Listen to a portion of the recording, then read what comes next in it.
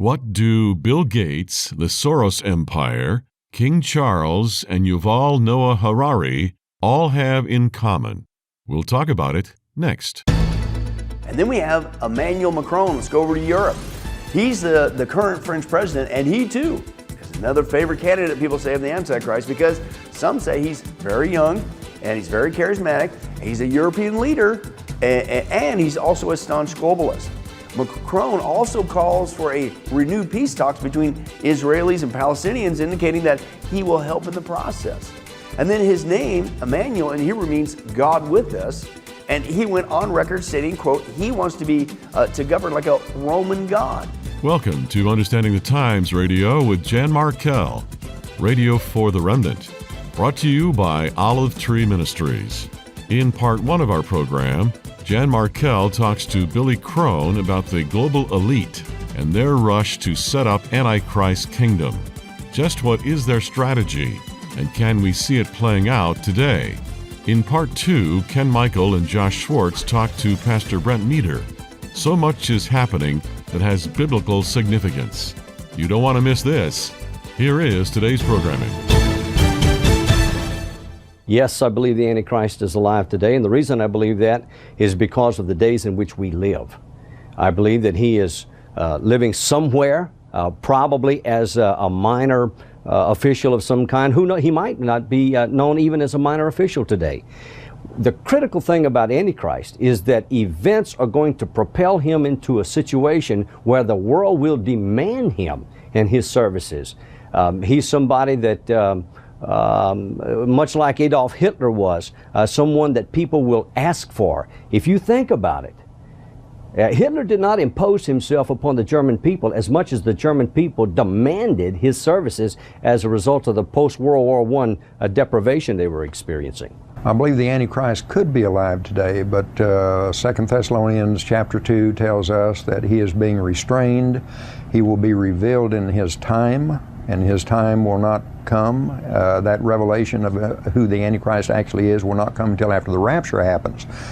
Now, the reason that, as a matter of fact, I'll go a little stronger than that. I think he probably is alive today because I think the rapture is so close. The rapture, of course, has always been imminent, but the signs of the times are pointing to the second coming of Jesus. If that's true, how much closer is the rapture?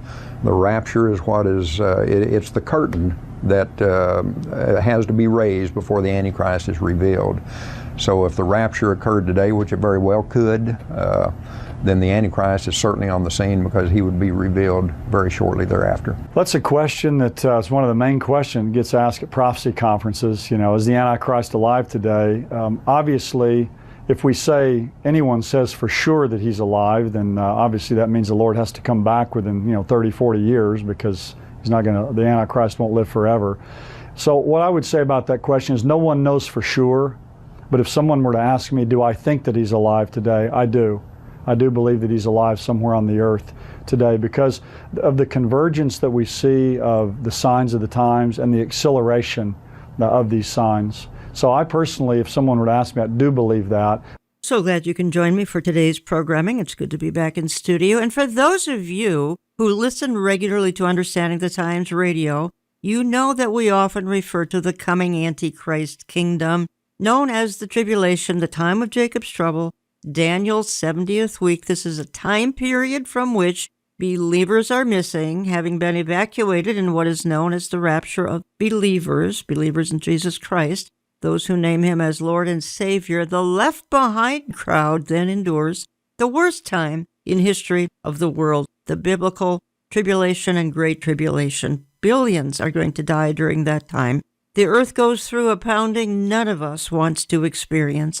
In charge of the global mess will be a man known as the Antichrist, the lawless one, the beast, the son of perdition, and the world is getting ready for him. And I think that's the emphasis you've heard on this program over the years.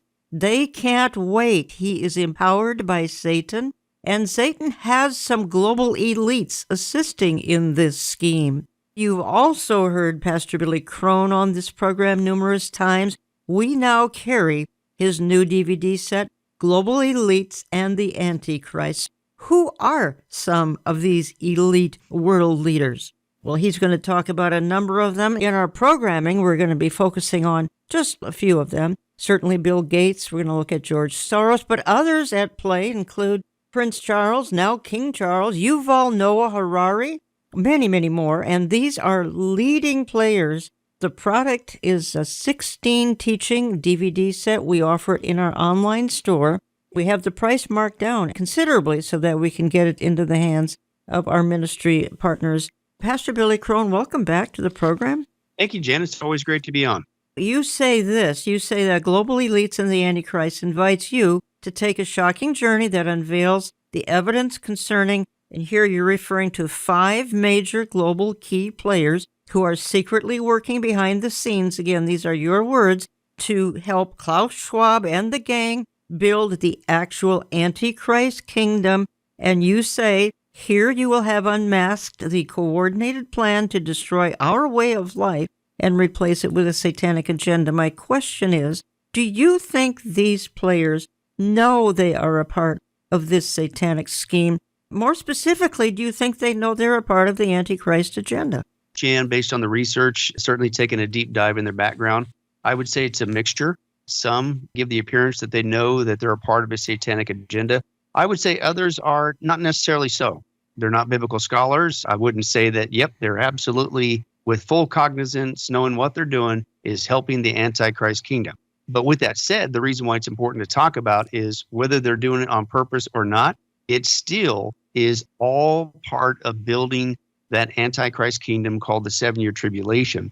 And 2 Thessalonians 2 tells us we can expect that. Verse 7 says that for the secret power of lawlessness is already at work. But the one who holds it now back, the church, will continue to do so until he's taken out of the way. I love the Greek there, Jan. It's ginomai meso, and it means to rise from the midst. That sounds like a rapture to me. And then, after the rapture, verse 8, then the lawless one will be revealed. Let 2 Thessalonians 2 speak for itself. It's perfectly pre-trib all the way. But my point is, before the church is taken out of the way, rising from the midst, it says the secret power of lawlessness is already at work. Mysterion in the Greek, it means hidden from behind the scenes.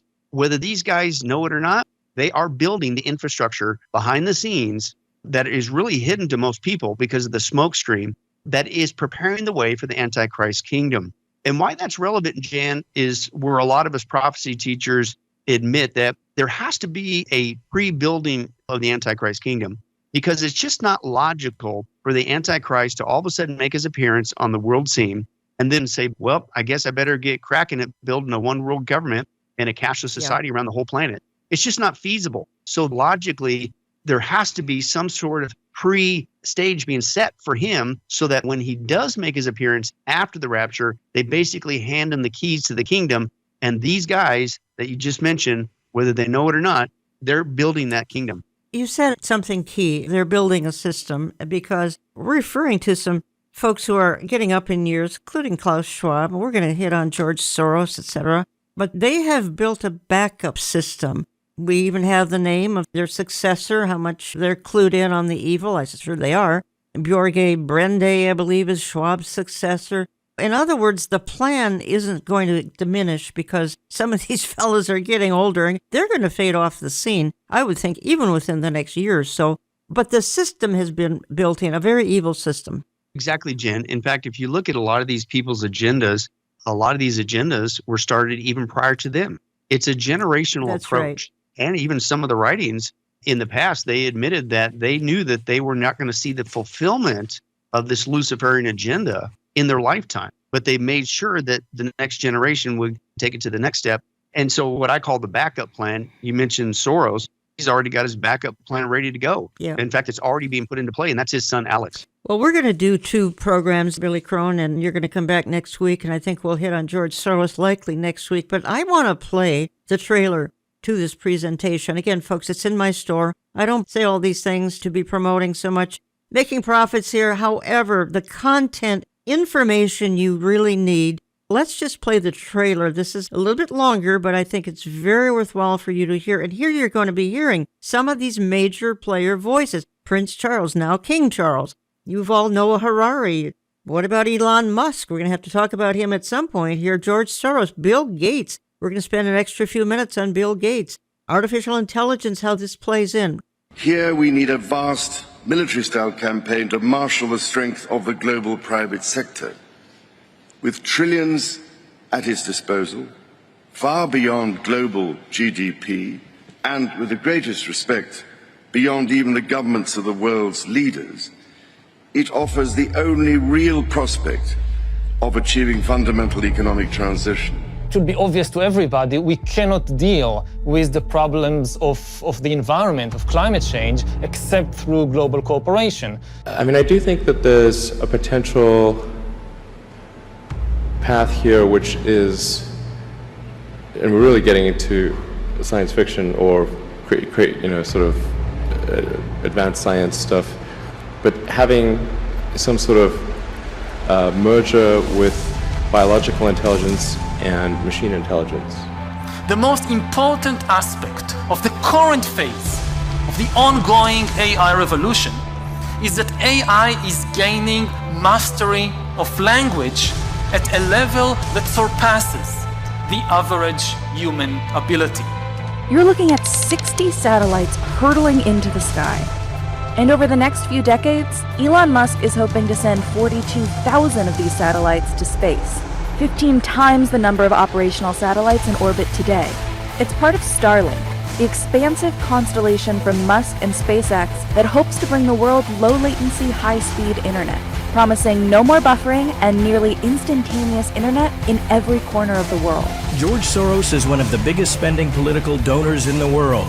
With a net worth of $25 billion, he has funded the most powerful groups on the American left, including arms of the Democratic Party, ACLU, Center for American Progress, and the presidential campaigns of Hillary Clinton and Barack Obama.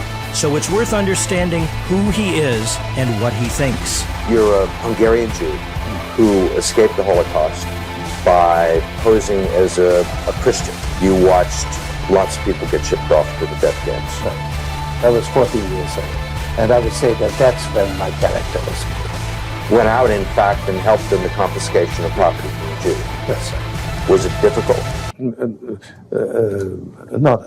Not at all. You know, the chance of a natural pandemic in the next 4 years is, somewhere between 10 and 15%. It'd be nice to think we're actually more ready for that than we were last time, but so far we're not. You really think we're not? No, we're absolutely not. Why not? Is production of a transgenic mosquito as a flying syringe to deliver protective vaccine via saliva.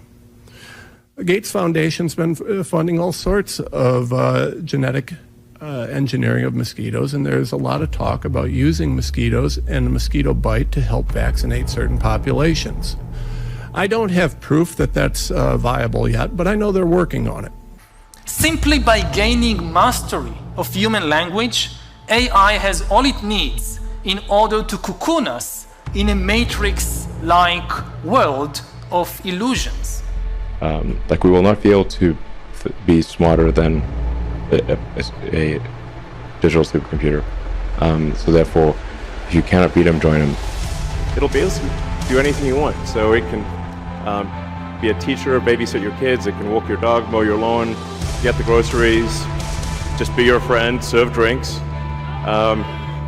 whatever you can think of, it will do. And yeah, it's going to be awesome. I think this will be the biggest product ever of any kind. The Optimus robots will walk among you. If you just joined me, you're listening to Understanding the Times Radio. Jan Markell, have on the line Pastor Billy Crone. We carry his newest presentation, Global Elites and the Antichrist. It's a 16 teaching DVD set. I have watched many of them. They're outstanding. Billy Crone, I was going to save this for a little bit later, but no, it jumped out during this playing of the trailer. And that would be the question I have, and that is, what do we do with Elon Musk? Now, let me follow that up with saying he has been a historical leftist. He certainly has moved to the center. He's a major part of our administration. He is being beaten up by the left, something fierce. Help us understand not only Elon Musk, but what are Christians to do with him? Again, I think as Christians, Jim, we're supposed to be truth tellers, right? That if you want to have a reputation as a Christian, that when people come to you, they know they're always going to get the truth. They may not like to hear it. They may not agree with it, but they know that, man, that person's always going to tell me the truth. I think that's where we need to have a balance here. It seems like all things Musk, people go to one end of the spectrum or the other. If you say anything negative about him, then you're an anti-American communist leftist. Or if you mention some of the good he's doing, like with the Doge program, which me personally, I'm super stoked about that. Yep. I'm glad he's doing that. Then all of a sudden, if I say something good about him, then, oh, I drunk the Kool-Aid, I'm part of the Antichrist kingdom. No. So to me, I try to be that Christian that I'm a truth teller. I'm going to be honest with the facts. And the facts are, yes, of course, he is doing some great things with the Doge program, and I'm excited about that. However, does that mean I got to stick my head in the sand and not talk about some of the other things that are clearly part of the last days Bible prophecy agenda? How come it became illegal overnight, it seems, to be able to talk about that? So I use the analogy of this, Jen. Listen, on the front porch of the home, Musk is doing good things with the Doge program, things of that nature. Okay? All I'm saying is, can we talk about what's going on in the backyard? Totally agree with you, Billy Crone. He is doing some amazing things. We have to talk about Starlink. He wants chips in brains. Right now, I think they're in animal brains, and I think he would like to see them in your brain and mine. Am I wrong? No, that's exactly the stated goal on tape. And as you mentioned with the DVDs, that's the power of the DVDs. You will hear these people say these things. And it's beyond the animal stage, Jen. They're already moving into humans. He's that far along. But think about that, Jen. For many years, people have wondered, Revelation 13, the mark of the beast, right hand or the forehead. For many years, we've seen so many examples of people using their hands, even the right hand, to make payments, to buy and sell. But for many years, people are like, what's up with the head? We're not seeing any signs of that. We are now. And we're not just now, we're seeing it on a massive scale. In fact, Neuralink's stated goal is to be able to pop brain chips into people so fast that it's an in-out procedure. They describe it like LASIK, that you'll be able to go in, the laser does its thing, zip, zip, and you walk right back out. But we're talking what, Jen? Brain chips that connect you to a computer, that connects you to the internet and ultimately AI. So let's go a step further. That to me, man, that sounds like a marking of the head of some sort to me. But then that's Neuralink. Yep. At the same time, what is also being launched around the world? Starlink. What's Starlink? For the first time in man's history, you're creating a global matrix around the whole planet, which they state, even if you're at the top of the Himalayan mountains, you will be able to be connected to the matrix. So I'm thinking Starlink on a global basis will also be a part of Neuralink and link all the brain chips and anything that has a microchip in it around the whole planet. Now, again, I'm not saying Musk is doing this on purpose. I'm not saying that he's going, yep, I did this whole thing because I'm here helping the Antichrist. I'm not saying that. But what I am saying is, if that ain't some sort of a mark of the beast system for the first time in man's history, I don't know what is. And can we just talk about it? So you spend a fair amount of time on just a few people, and I've already referred to a few of them. We need to get to a couple of them and spend a little extensive time on them. And we just have on Elon Musk, but I want to move quickly in the interest of time because you talk extensively about Bill Gates. He is far more than, like you say, Microsoft may not be his primary legacy. And I think the primary globalist and primary Antichrist helper, after I've viewed so many of your videos, seems to be, am I wrong, but it would be Bill Gates? Yeah. In fact, Jan, me personally growing up, I was never a big fan of Hamburger Helper, but as challenging it is to eat that stuff, this guy's worse. He really is an Antichrist helper in all seriousness, Jan. In fact, I will say this on tape, but this is based on research, that Bill Gates, if he gets his way, Jan, he will become the biggest mass murderer in the history of mankind. Okay, and I'm going to play a clip, and this is going to substantiate what you just said, because he probably is going to do this with a certain medical procedure, and we are being a little cautious here, folks, on some of the things that we talk about. And I'm going to play a clip again. It's from your presentation, because he does want to inject the entire world.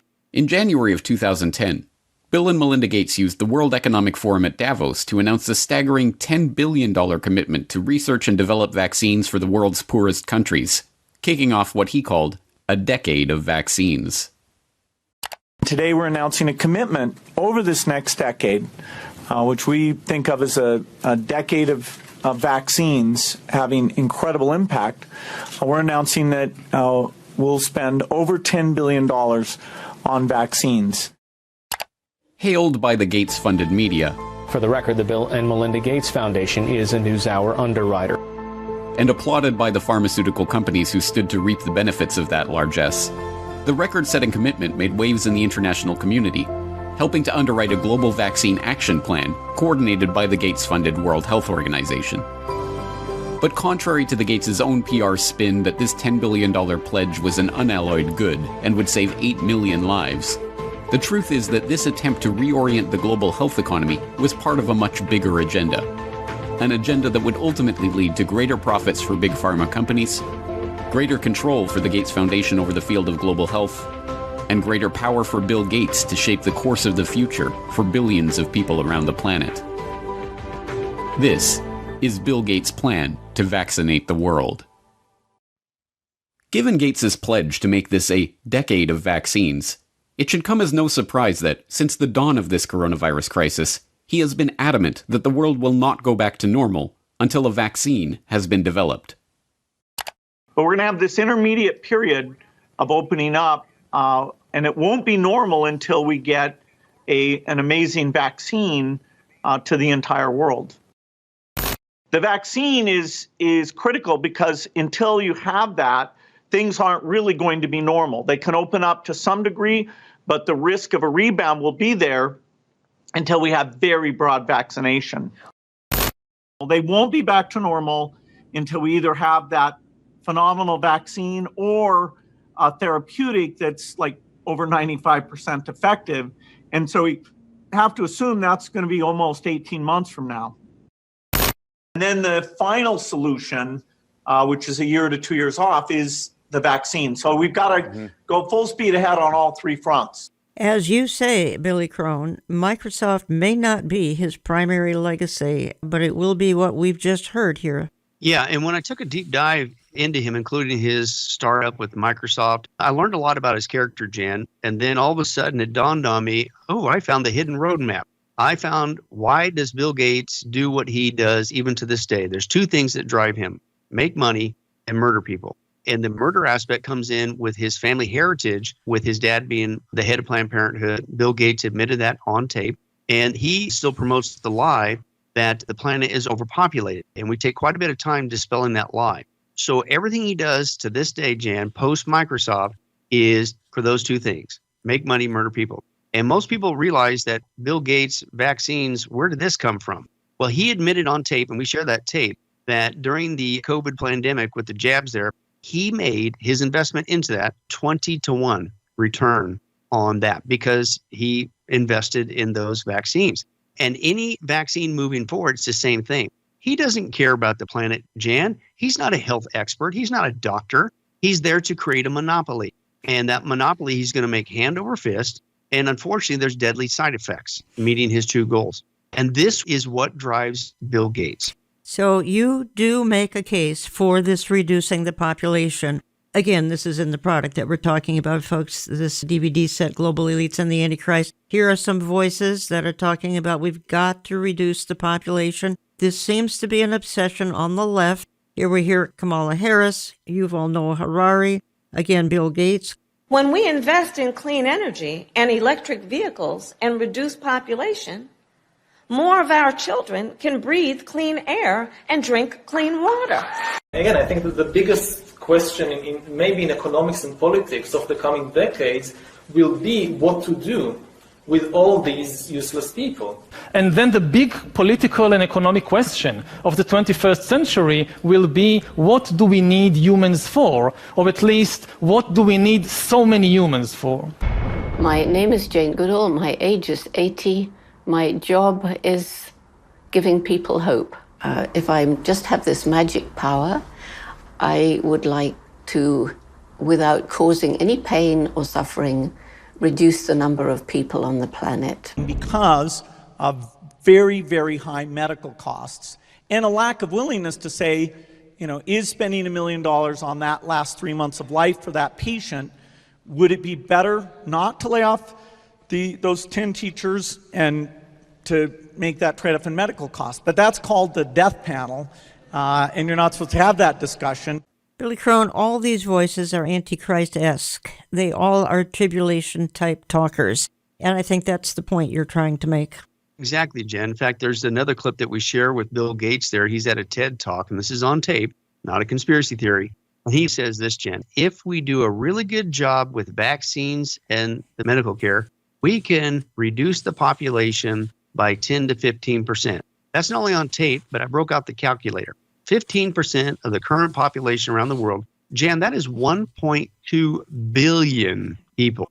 And he admitted he doesn't care about people's health. He wants to depopulate the planet. And since he owns the patents on the bulk of these vaccines and has invested millions, but he's going to get a return of billions. And this is what drives this guy. He's also very influential in the educational system through Common Core. He sees artificial intelligence as taking over for teachers, and yet every leftist teacher out there probably loves Bill Gates. And he's buying off the media. Others do the same. Jeff Bezos does that. This is a cabal, and I think that's your point, is we've got a cabal here. Yeah, and once you learn about one, it just seems like the same cyclical behavior goes to the next guy. Bill Gates, the way he gets away with this stuff, post-Microsoft, he took all of his billions and he created a smokescreen. It's called the Bill and Melinda Gates Foundation. All that foundation does is advance these evil agendas under the guise of being a philanthropic enterprise, and it's not. It's how he advances his global evil agenda. George Soros does the same thing. He took his billions of dollars, and what's he do? He created his own shell company called Open Door Society. But let me give you one more real quick, Bill Gates, where it comes into Bible prophecy. Because Bill Gates wants to make money and murder people, and he's big on the vaccines, he's also simultaneously, Jan, big on a universal ID system. To me, that has everything, again, back to Mark of the Beast system. And he wants it mandated. But listen to why he wants it mandated. Again, he doesn't care about mankind. He wants it mandated that everybody's going to have a unique identifier. And if they have their way, it's going to be biometric. And he says, because the new universal ID will be tied into the database of all things you and your healthcare, including vaccine status. And so with a universal ID, that will be their way to force people around the planet to get the vaccines they say you need to get. And if you don't, you'll be shut out of the system. That's why he's interested, because he's going to make bank. Because again, the vaccines they're promoting, he either owns the patents or has invested money into it. And so that's a global customer, or also because they're not good for you, it's going to meet his other goal. It's going to help depopulate the planet. Again, folks, you can find the product, Global Elites and the Antichrist, be Volume 1. There's more to come in my online store, olivetreeviews.org, olivetreeviews.org. You can call my office. It's offered in my various newsletters if you want to call for those or sign up online. Billy, a lot of people are now asking me if you might have the presentation downloadable. In other words, they're not using DVDs anymore. Olive Tree is only offering the DVD format. And I think Get a Life Media might offer the downloading option. Billy, is that right? Yes, we do, Jan. If they go to the teaching website, getalifemedia.com, you're going to see right there at the very top of the page on the right-hand side, it says All Access Digital Membership. And if you click on that, you will not only be able to watch, stream online, and download, but it's good for a whole year. You'll get all of our previous documentaries, and any documentary that, Lord willing, come out in the next year, you get it for all that same one price. Pastor Billy Crone is coming back with me next week because we're going to dig deeper into this. And I want to take a closer look at the role of the Soros empire. Now, his son Alex has taken over. Do you think anything's going to change? As a matter of fact, Alex says he's more hardcore, more leftist. I think he actually says he's more dangerous than his father, George Soros. But we're going to take a look at that empire next week, and we're going to look at some other issues as well. Because the Antichrist kingdom is being formed. The so-called tribulation empire is in the process of forming. No, believers won't be here, but we're seeing the setup.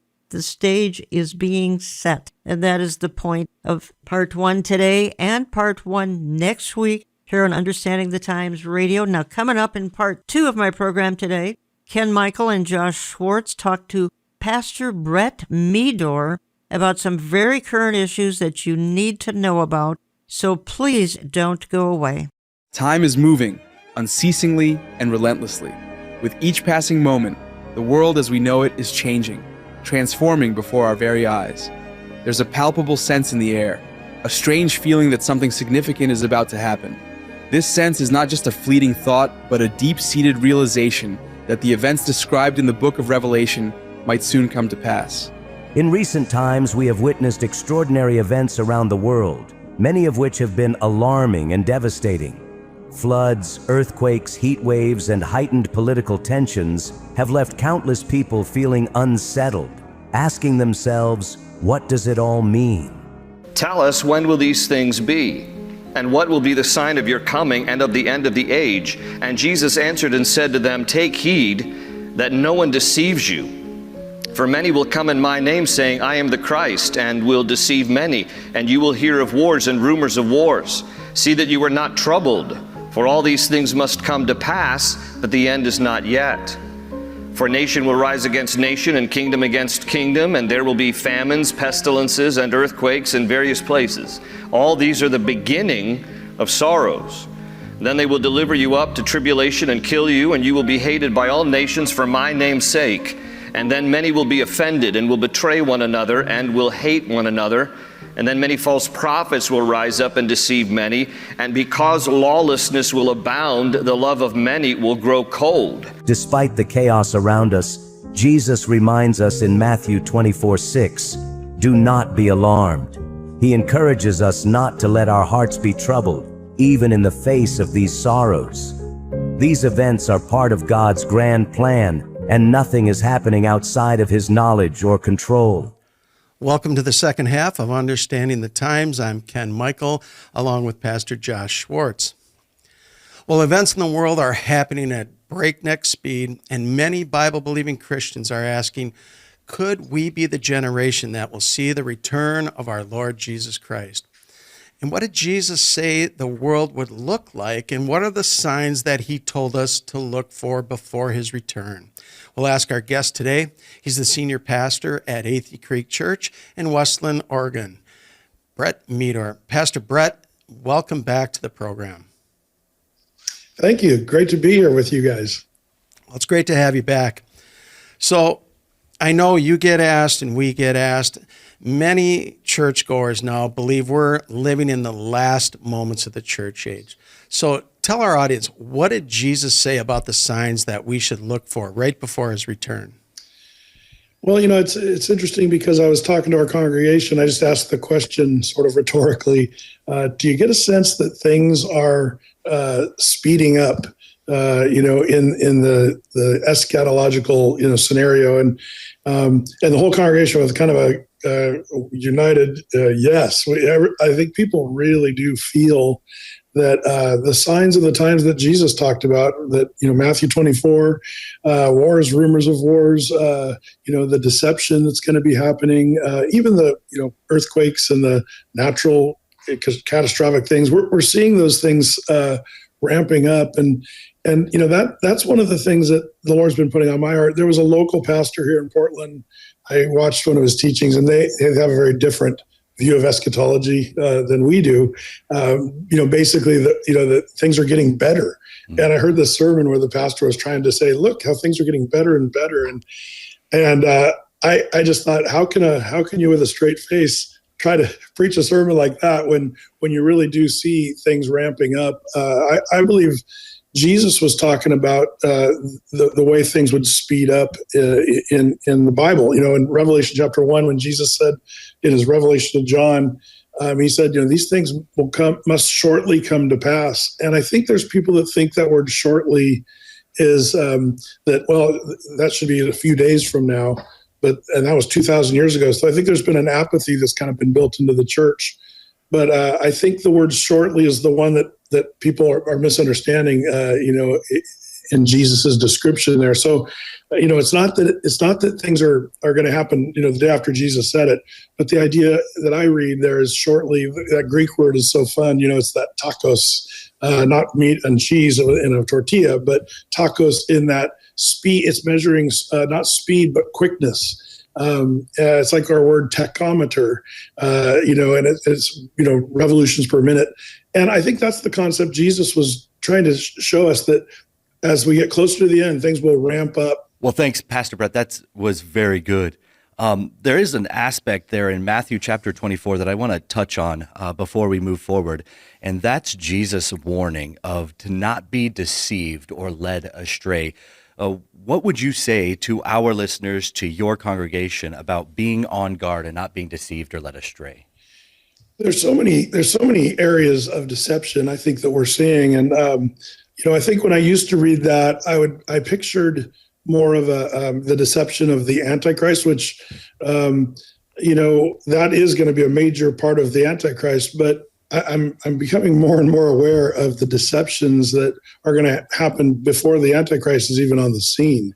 And I believe that Jesus, when the disciples asked that question, about the end of the world, it's interesting to me. That's the very first thing Jesus mentions, that you be not deceived, which implication that's going to be top of the list of what's going to be happening. And so when I see what's going on, with the narratives and the misinformation and, even some of the technology that is able, with what we see with our eyes, you really can't believe anything that's going on, even if you have a perfectly, crisp video of some event that happened, you really just don't know what is true anymore. And I think that's what Jesus perhaps was warning us about. Is there's so many layers and levels of deception that we're actually seeing right now. It makes one shudder a little bit when you think about the potential, even a year from now. What are we going to be seeing in the area of deception? So I think as Christians, our job is to always focus on the truth. I'm so thankful we have the Word of God. That's the anchor. That's the reality.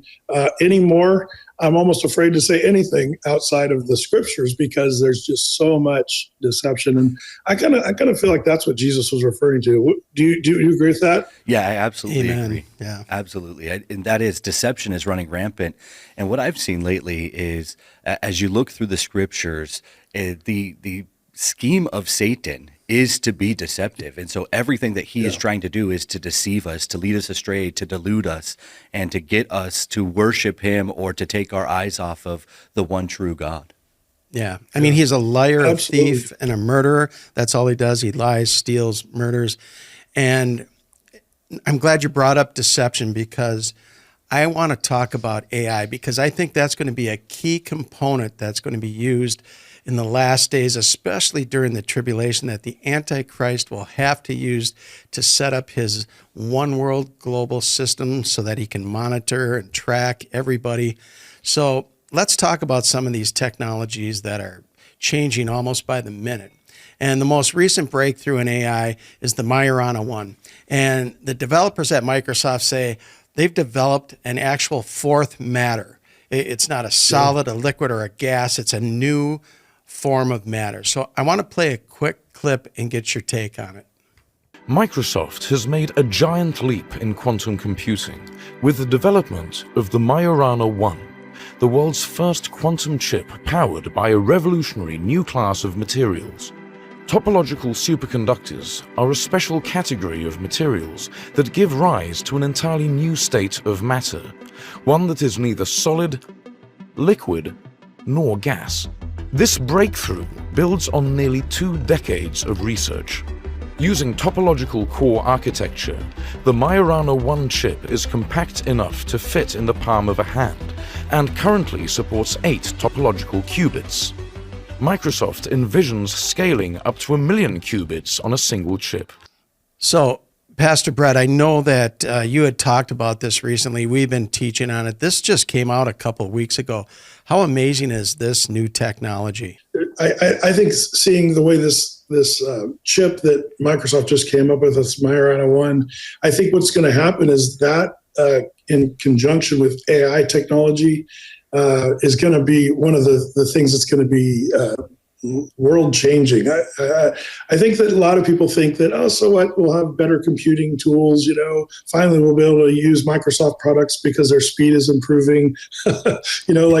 I'm not sure people understand what this means, but to put our brain around a little bit, it's been said that what all the supercomputers in the world could accomplish in 1 year's time, this new quantum computing, the Majorana 1, it's going to be able to do in like 2 minutes what it took all the supercomputers to combine a whole year. I think that what this does is it takes, everybody talks about how it's going to cure cancer. It's going to come up with more comfortable ways of lifestyle, less work for us. But nobody talks about what that's going to do for weapons technology and for things like we were just talking about, deception, even profiling people before we even know who they are. They're saying with this kind of AI technology, you'll be able to find out who the criminals are before they've even committed the crime, or who's going to die because of a genetic disorder. And when you think about the implications of what that's going to do, technology is going to do for the world, it starts to line up with biblical end times, sort of dystopian kinds of themes. And so I think part of the hard part is just understanding what does this mean, this kind of computer technology? You're absolutely right. And it's amazing how the human heart is so broken. The human heart is ultimately evil, and we've always, throughout history, used technology for nefarious purposes, even though technology can be used for benefits. And I think with this same thing with AI, we as followers of Jesus can redeem the technology in one way or another, but those who aren't in Christ are going to use it for power, control, and domination, really, of the world as a whole. Yeah, I mean, they're talking about these systems having the IQ in the thousands. I mean, think about that. I think the average genius is 165, 170.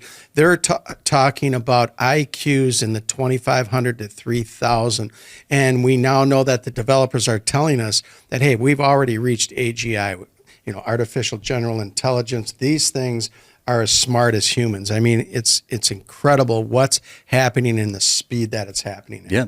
So Pastor Brett, specifically in this area of AI technology, we can move into the area of genetic engineering. And we're certainly seeing a huge advancement in genetic engineering. And we know that the Chinese are actually using this type of technology to develop super viruses and super soldiers. That are not only physically enhanced, but also can survive a nuclear explosion and radiation. What are your thoughts there? We've seen some of that, the autonomous weaponry used in Ukraine, where the Russians were able to jam the signal for these drones or weapons that the Ukrainians were using. So they're wanting to give AI to these weapons so they don't need a connection. Which, if you think about the implications of that, it starts to become a little bit like Terminator in the movies. Will we lose control of the weapons that we're creating? Yeah, and then with all the satellites that we're shooting up into the air, now we can connect the entire globe together so that all these systems are connected so that one government, or in the future, maybe one person has control over this. Just going back real quick to something you touched on, especially with this genetic engineering. We know that the Stargate has been launched into the U.S. All these tech giants have come together, and they're going to use AI to improve our lives. But one thing that they mentioned that really struck me, and that's they're going to be able to genetically engineer a vaccine, especially made for individuals, so that if you do get sick, within 48 hours, they can give you that vaccine, and supposedly you'll be better. So this technology is happening quickly. It's advancing quickly. The developers are warning us that this is being deployed just too fast for us to even comprehend. Yeah, I agree with that. I think that it starts to, do you ever wonder that it starts to touch on the Tower of Babel? Remember when man was coming together with intelligence and even technology in that version? And God saw that it was time to confuse their languages and scatter them because of where they were going.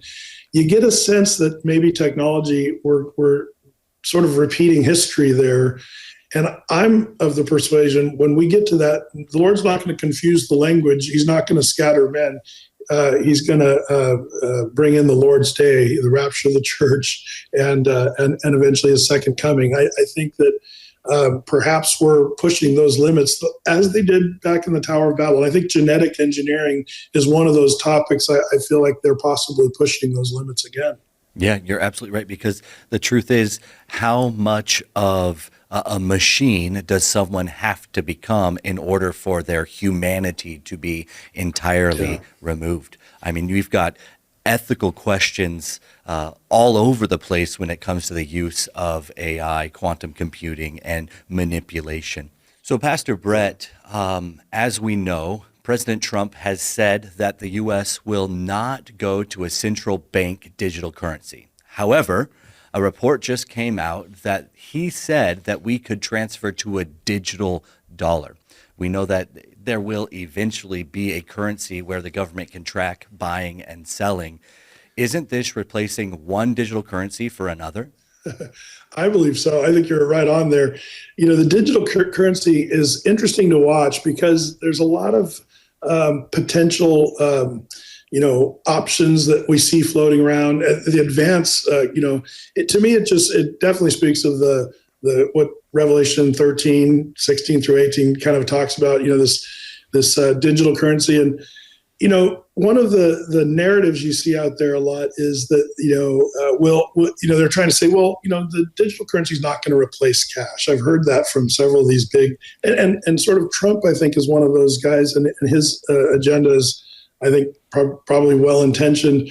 The problem with the digital currency, central bank, not everybody got the memo and said, let's make sure not replace cash. I think that the officials in Bahamas, Eastern Caribbean Currency Union, Lebanon, Nigeria, even the Solomon Islands, they've all said their goal is to go cashless, and that the central bank digital currency is a way to get there.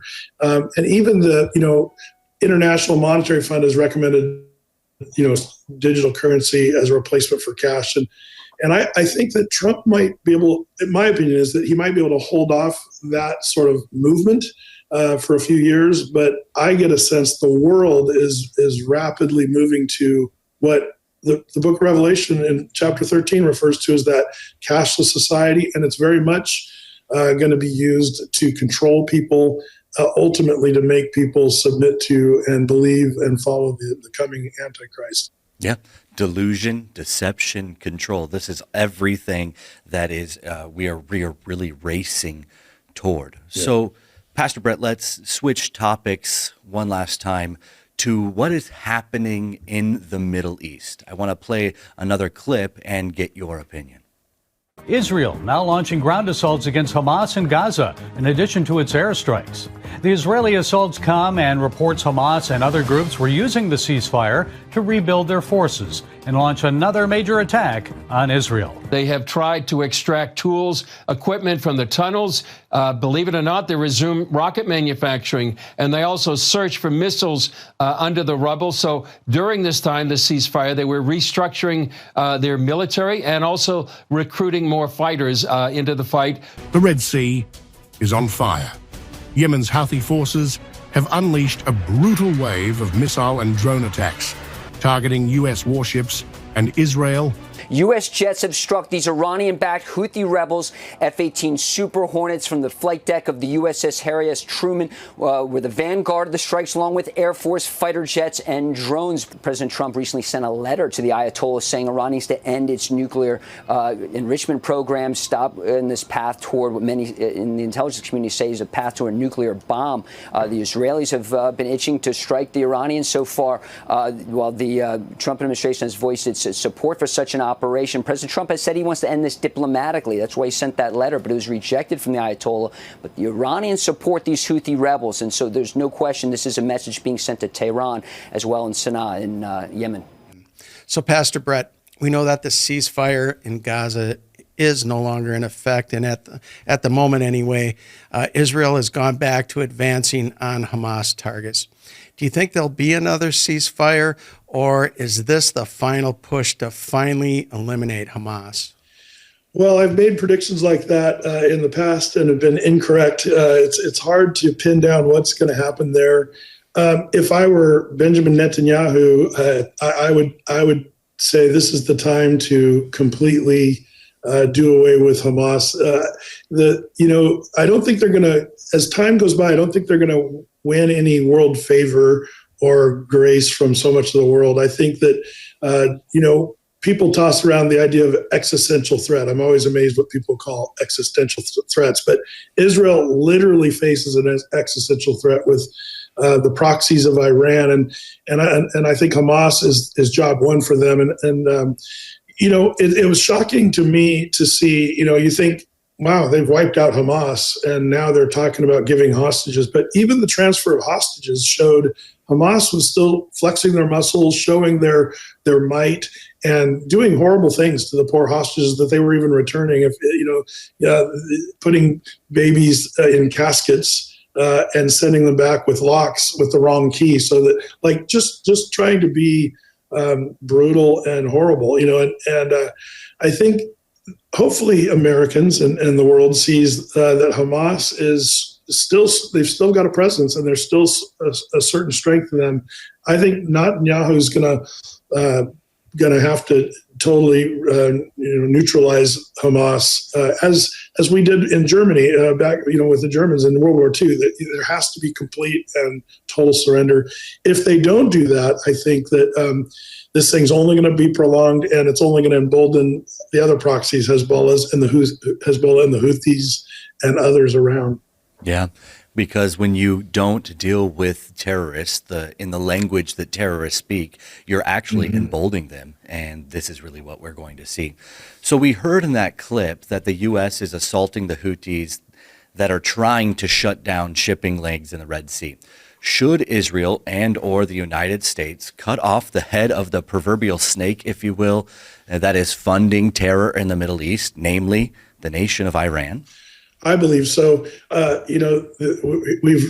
President Trump ordered U.S. airstrikes on the Houthis in Yemen. I mean, this is a big deal. The United States there, and I think we're going to constantly be fighting these battles, the proxy battles of Iran, and unless that like you said, the head of the snake, unless that's neutralized, it's just going to continue.